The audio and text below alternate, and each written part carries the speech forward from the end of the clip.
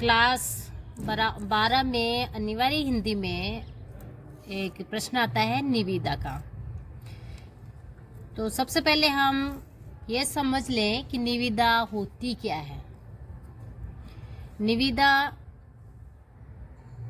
अलग अलग संस्थानों द्वारा दी जाती है, जिसमें सरकारी एवं गैर सरकारी और प्राइवेट संस्थानों द्वारा, सरकारी और गैर सरकारी संस्थानों द्वारा अपने किसी निर्माण कार्य को संपन्न कराने, यानी सरकारी संस्था और प्राइवेट संस्था में कोई निर्माण कार्य करवाना है और उसको पूरा कराने के लिए निविदा तैयार की जाती है।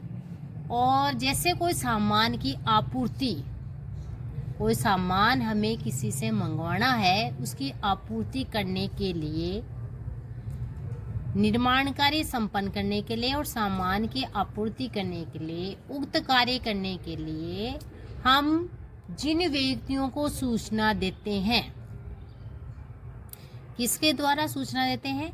समाचार पत्रों में, अखबार में, या सूचना पट जो विद्यालय के बाहर लगा दिया जाता है आदि में प्रस्ताव प्रमाणित किए जाते हैं, उन्हें निविदा कहते हैं। सरल भाषा में कहे तो सरकारी और गैर सरकारी संस्थानों में निर्माण कार्य के लिए जो कार्य किया जाता है या कोई सामान की आपूर्ति करने के लिए हम जिन व्यक्तियों को सूचना देते हैं, वो सूचना या तो अखबार के माध्यम से या सूचना पट के माध्यम से हम उन तक पहुंचाते हैं। इसी को हम निविदा कहते हैं। निविदा दो प्रकार की होती है, सीमित निविदा और खुली निविदा। अब हम मुख्य प्रश्न ये है कि निविदा हम कैसे लिखें, लिखने का तरीका। तो लिखने के तरीके में सबसे पहले आता है कि निविदा सूचना संख्या, कौन से नंबर की निविदा है ये, 1 से लेकर 100, 150, 200 जितने भी नंबर की है, तो हम सबसे पहले लिखेंगे निविदा सूचना संख्या। आगे मैं प्रश्न के माध्यम से बता दूंगी कि आपको कितनी लिखनी है। दूसरे नंबर पर आता है निविदा प्रस्तुत करने की तारीख व समय।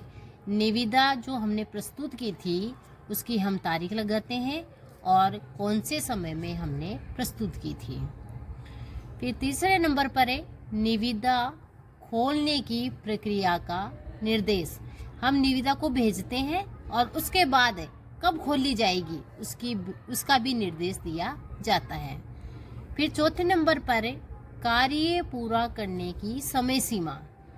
कार्य पूरा करने की समय सीमा निश्चित समय होता है, उसी समय उस कार्य को संपूर्ण किया जाता है। तो सरकारी और गैर सरकारी संस्थानों द्वारा निविदा भेजी जाती है। लिखने का तरीके में 5वां पॉइंट आता है कि अनुमानित लागत और शर्तों का उल्लेख किया जाता है। कितने रुपए तक निविदा तैयार की जाती है, निर्माण कार्य कितने रुपए तक किया जा सकता है। फिर 6वां पॉइंट है कि निविदा जारी करने वाले अधिकारी के पद का उल्लेख करना पड़ता है। निविदा किसने जारी की उसके पद का उल्लेख करना पड़ता है। अब प्रश्न है सचिव है और राज्य स्तरीय पाठ्य पुस्तक मंडल की ओर से एक निविदा सूचना का प्रारूप तैयार कीजिए, जिसमें फर्नीचर और स्टेशनरी क्रय करने का विवरण हो। कौन कौन सी चीज़? एक तो फर्नीचर और एक स्टेशनरी क्रय। तो लिखने का तरीका है परीक्षा में कि एकदम पूरा नया पन्ना हो, जिसमें अन्य प्रश्न उत्तर नहीं करे हो, पूरा एक पृष्ठ है वो निविदा के लिए होना चाहिए। तो सबसे पहले बीचों बीच लिखेंगे निविदा सूचना, फिर लिखेंगे हम राज्य स्तरीय पाठ्य पुस्तक मंडल जयपुर। ये जो आपके पेपर में आया हुआ है, कुछ भी नहीं करना है, पेपर वाला बीच में उतारना है। और राज्य स्तरीय जितना भी काम है वो जयपुर है। फिर लिखेंगे इस साइड क्रमांक, क्रमांक में लिखेंगे लेखा, फिर ओब्लिक नी और सु, इसका मतलब है निविदा सूचना है, फिर ओब्लिक है और यहाँ 2023-24 साल आ गया। अब हम लिखेंगे इधर दिनांक लिखेंगे। दिनांक आप परीक्षा के हिसाब से या कोई सी भी तारीख लगा देना, जैसे परीक्षा अपनी कितनी तारीख है उस तारीख के हिसाब से लगा देना। आपको जैसे मैंने उदाहरण दिया 18 मार्च, फिर अपने को कोमा लगाना है, फिर 2023। फिर हम बीचों बीच लिखेंगे निविदा संख्या। तो ये कितने नंबर की निविदा है? 17 नंबर की। तो आपको यहाँ याद करने की जरूरत नहीं है, 17 ही लिखे। यहाँ निविदा संख्या आप अपने हिसाब से लिख सकते हो, ऑब्लिक लगा के साल लिख सकते हो। तो इसमें याद करने वाली है कि निविदा सूचना में जो आपके ये आया है राज्य स्तरीय पाठ्य पुस्तक में, ये पेपर में आया, ये बीचों बीच लिखो। क्रमांक इस साइड लिखना है और दिनांक इस साइड लिखना है। निविदा संख्या ये अपने को बीचों बीच लिखनी है, इसमें भी रटने की कोई बात नहीं है।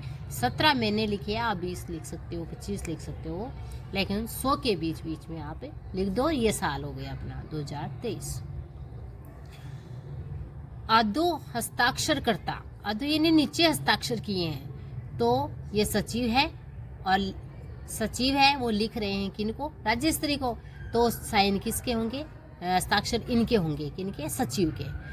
तो ये लिखना पड़ेगा अपनों को, अधो हस्ताक्षरकर्ता द्वारा इस ऋतु के कार्य हेतु, कौन सा कार्य करना है अपने को निविदा में? फर्नीचर और स्टेशनरी करेगा।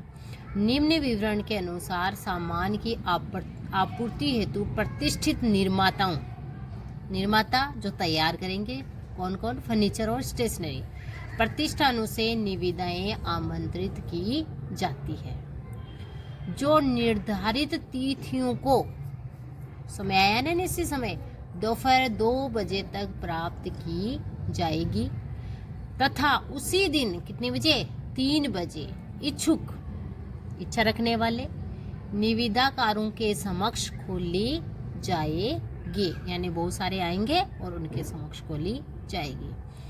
निविदा परपत्र निविदा खोलने की निर्धारित तिथि के 12 बजे तक निविदा शुल्क, इसका शुल्क लगता है, तथा धरोहर राशि, धरोहर राशि यानी पहले रुपए देने पड़ेंगे। धरोहर राशि का रेखांकित बैंक ड्राफ्ट लेखा अधिकारी किसको देना है? राज्य स्तरीय को देना है, राज्य स्तरीय पाठ्य पुस्तक मंडल को देना है। तो ड्राफ्ट लेखा अधिकारी राज्य स्तरीय। पाठ्य पुस्तक मंडल से पहले हमने पढ़ा था बैंक ड्राफ्ट लेखा अधिकारी राज्य स्तरीय जयपुर के कार्यालय में जमा कराकर उपलब्ध किया जा सकता है। तो जो राशि है वो हम कहाँ जमा कराएंगे? पाठ्य पुस्तक मंडल जयपुर के कार्यालय में जमा कराएंगे। और निविदा विवरण इस प्रकार है। तो हमें सबसे पहले क्या करना है कि एक ये आपको रेखांकित करना है डिब्बा सा, फिर अपने को एक लाइन और खींचनी है, उसके बाद लिखना है विवरण, फिर अनुमानित राशि, फिर धरोहर राशि, ये आपको याद करने पड़ेंगे। निविदा खोलने की तिथि और निविदा परपत्र शुल्क, जो फार्म शुल्क होता है निविदा का वो है ये। तो विवरण में आया है स्टील फर्नीचर की आपूर्ति हेतु, ये आपके प्रश्न में आया है तो आपको लिख वहाँ से उठा के यहाँ रखना है। फिर स्टेशनरी आइटम की आपूर्ति हेतु, ये भी पेपर में आया हुआ है, प्रश्न में आता है तो वो लिख देना है। फिर अपने को लिखना है कि अनुमानित राशि, अनुमानित राशि फर्नीचर के ज़्यादा रुपए लगते हैं तो इसमें अपने लगभग कर दिए 4 लाख रुपए। तो आपको कितने करने हैं? 4 लाख कर दो, 8 लाख कर दो, 3 लाख कर दो, ये तो लाखों में चले गए क्योंकि फर्नीचर महंगा आता है तो लाखों में आ गया, ठीक है। और स्टेशनरी कॉपी किताब ये क्या है? इसे कम करनी है अपने को, तो इसमें क्या है 1,30,000, तो इसमें रटने की कोई बात नहीं है। आप यहाँ 1,20,000, 1,90,000 जो भी है इतने कर सकते हो। फिर धरोहर राशि, धरोहर राशि रटने की जरूरत नहीं है। फर्नीचर के लिए 10,000 कर दो तो स्टेशनरी के लिए कम कर दो, ये भी रटने की बात नहीं है। ये मैंने 8,000 लिखा है तो ये 8,000 करने की जरूरत नहीं है, आप कितनी भी राशि लिख सकते हो हजारों में, ये लाखों में ये हजारों में है। ये मात्र शतक मिली है 2400, तो इसकी 4 लाख है तो धरो राशि हजारों में आ गई, और इसके 1,30,000 इससे कम है तो ये 2400 में आ गई। या आप अपने हिसाब से कम इसमें देख लेना, फर्नीचर में ज़्यादा तो ज़्यादा लिख देना, स्टेशनरी में कम लिख देना। निविदा खोलने की जो समय है वो समय क्या है, 21 मार्च 2023। तो तारीख लिखने का 2 तरीका है, एक तो 21 मार्च कोमा लगाओ 2023, और एक तरीका ये है 21/3 का महीना 2023। अब अपने को यहाँ ज़्यादा रुपए हैं, इसलिए परपत्र शुल्क जो फार्म शुल्क है इसमें 80 रुपये लगे हैं, तो आप इसमें संशोधन कर सकते हो 80, 100, 70 कितनी कर सकते हो। और फर्नीचर से कम अपने को स्टेशनरी करना है, तो इनमें ये जो राशियाँ दी गई है उसमें आपको रटने की ज़रूरत नहीं है, तारीख में रटने की ज़रूरत नहीं है। लिखने का तरीका सही होना चाहिए कि जैसे 21 मार्च है, कोमा लगाया, फिर 2023 है, तो लिखने के ये दोनों तरीके सही है। फिर अपने को हस्ताक्षर क्या करना है, नीचे कौन भेज रहा है, सचिव, तो यहाँ साइन किसके करने हैं, सचिव के। Okay, thank you.